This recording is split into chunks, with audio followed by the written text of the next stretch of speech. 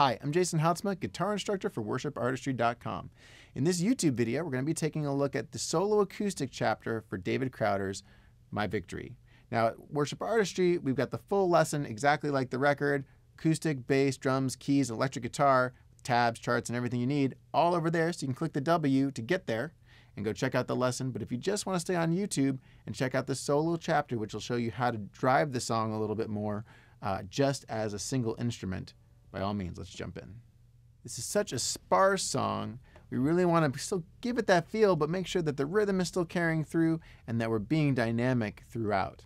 And so what I decided to do was actually bring a little bit of the drum beat into the guitar, because there's such a basic little groove that's happening in the beginning and all the other instruments are so sparse, it really works. The other thing we're going to do is kind of bring in that main little riff that the piano is doing onto the guitar. So I'll play you through what we're going to do, and then we'll talk through it.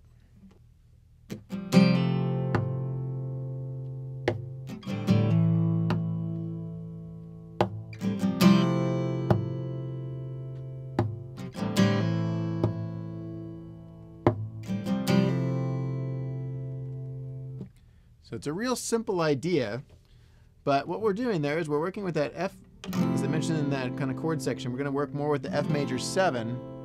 And what we're going to do is we're going to strum and then hammer onto the second fret of the G. So we're leaving the G open where you would normally strum up. We're just doing that hammer.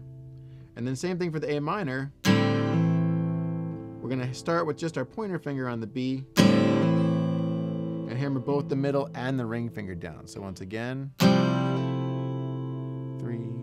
4, 2, 3, 4, 2, 3, 4, 2, 3, 4.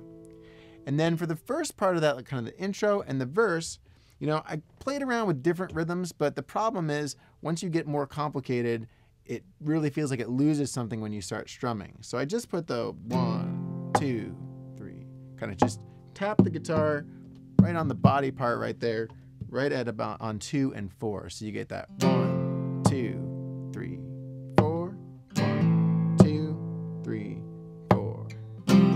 Okay. Even more like me. And then you can go. And then what you do is you build. So you start with that chord and the rhythm, and then you just start with your just basic downstrum to start building it. So that verse would look like this. You came from criminals and every Pharisee. You came for hypocrites and even more like me.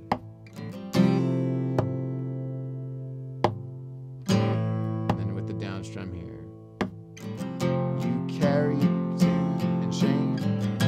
See, then you don't lose something. As long as you drive it a little harder than you normally would. You know, we're real soft when the whole band is playing, but if we kind of really dig in a little bit more,